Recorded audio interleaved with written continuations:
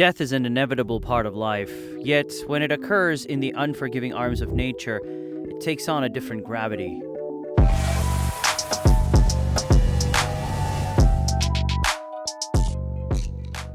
Known for its breathtaking beauty and sheer size, Everest, standing at 29,029 feet, has also become synonymous with peril. Every year, climbers from all over the world attempt to reach its summit, drawn by the promise of adventure, personal accomplishment, or simply the allure of standing at the top of the world. Yet for many, the mountain offers a fatal challenge, and over 300 climbers have perished in their pursuit of the peak. The bodies of many remain frozen on the mountain, grim reminders of the cost of ambition. These deaths are not just numbers, they're stories. Human stories of hope, miscalculation, and untimely tragedy. David Sharp was no ordinary climber. The British adventurer had faced some of the world's highest peaks, including Cho Oyu and Kilimanjaro. Everest, however, had always eluded him. In 2006, on his third attempt, Sharp decided to climb alone, without a support team, Sherpas, or even supplemental oxygen. An audacious decision that would test his endurance to its very limits. The climb was slow and grueling, as Sharp battled the harsh environment and thinning air. When he finally reached the summit, the euphoria of achievement was short-lived. The mountain had already begun to sap his strength. As Sharp descended, his movements became sluggish. By the time he reached the area known as Green Boots Cave, at around 8,500 meters, the altitude had taken its toll. The temperature was dropping fast, and without oxygen, his body began to shut down. He sat down in the small alcove next to Sewang Paljor's frozen remains, hoping to rest and recover. But he was already too far gone. Throughout the day, climbers passed by, mistaking him for just another body. An unfortunate but common sight on the mountain. By the time anyone realized he was still alive, it was too late. Even a team that stopped to assist him found his condition too critical to improve. Sharp succumbed to hypothermia, his body now frozen in a sitting position next to Green Boots, his final resting place just meters away from the summit he had longed to conquer. In 1996, Sewang Paljor, a young Indian climber from the remote region of Ladakh, stood on the brink of realizing a lifelong ambition. Part of a three-man team from the Indo-Tibetan Border Police, Paljor and his companions were attempting something historic: to be the first Indian group to summit Mount Everest from the unforgiving northern side. It was a mission that demanded everything: endurance, skill, and sheer willpower.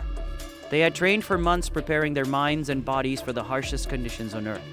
Now, as they approached the final stretch, only a few hundred meters separated them from the summit, the top of the world. As they pushed higher, the weather began to shift.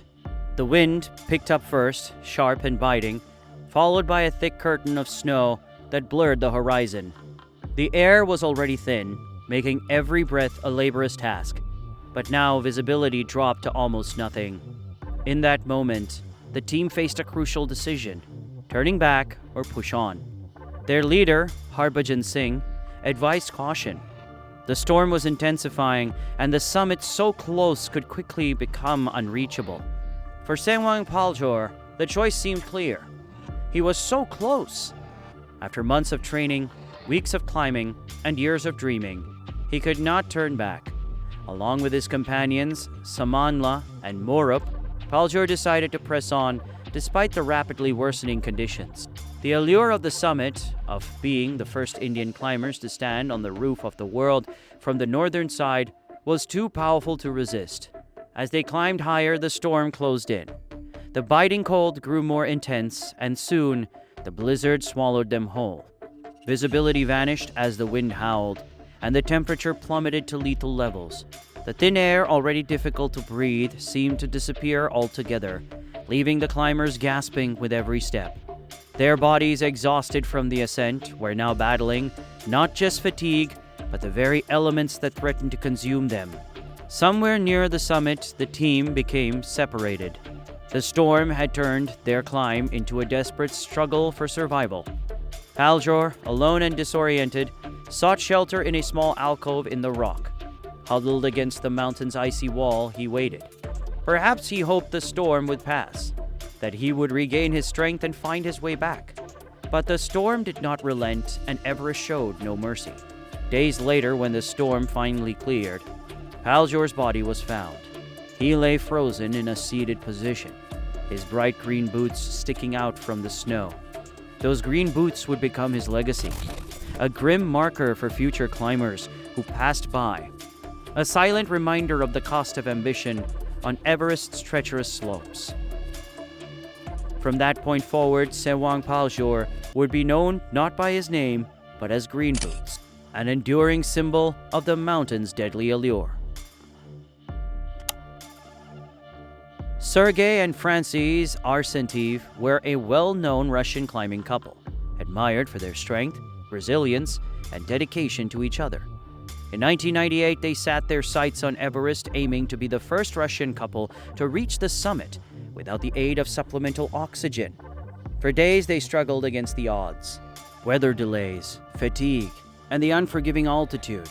Finally, on May 22nd, after a brutal climb, they stood together at the summit, the highest point on Earth. It was a moment of triumph, the culmination of years of dreaming and planning. But as they began their descent, the real battle began. Exhaustion set in quickly. Francys was moving slower than anticipated, her body weakened by the lack of oxygen. The descent became a test of endurance. At some point, they became separated. Sergei, believing his wife was ahead, continued downward. Only later, when he realized she was missing, did he turn back, retracing his steps to find her. Meanwhile, Francys had collapsed. When other climbers found her, she was barely conscious, suffering from frostbite, hypothermia, and altitude sickness. She had entered a dangerous state of paradoxical undressing, where the body is in its final stages of hypothermia, creates a sensation of warmth, leading victims to remove their clothes. The climbers tried to help, but Francys was beyond saving. They had no choice but to leave her behind. Sergei, undeterred by the impossible odds, continued his search. His body was found the following year, not far from where his wife had perished, suggesting he had fallen in a desperate attempt to reunite with her.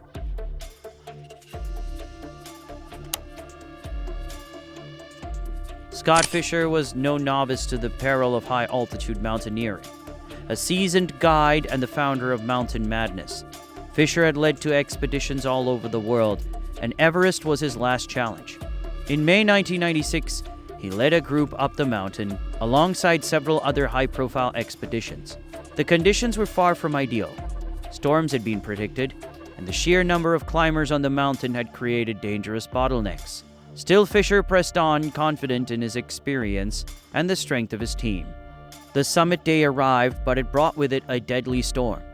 Fisher and his team reached the top later than planned, pushing past the safe turnaround time. As the storm worsened, Fisher's health began to fail. He was exhausted, suffering from altitude sickness, and the cold gnawed at his body.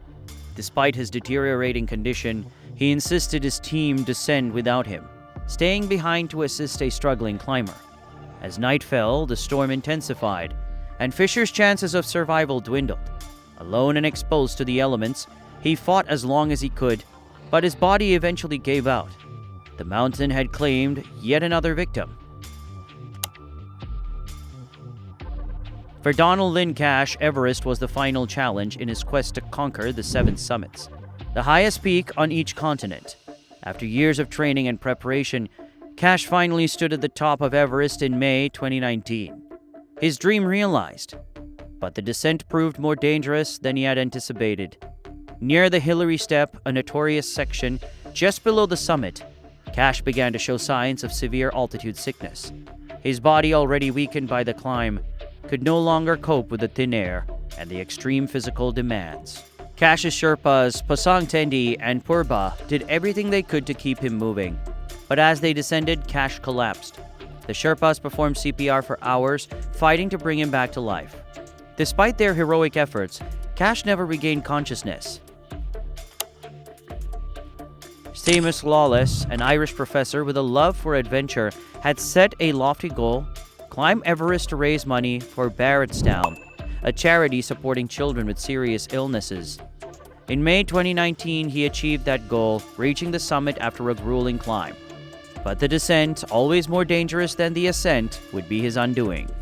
As Lawless made his way down, he unclipped from his safety line. Whether it was due to fatigue, a strong gust of wind, or a momentary lapse in judgment, no one can say for certain.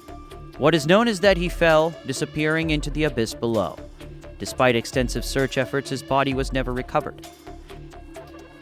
If you found this video informative and thought-provoking, please give it a thumbs up, subscribe, comment, and share it with others who might benefit from this story.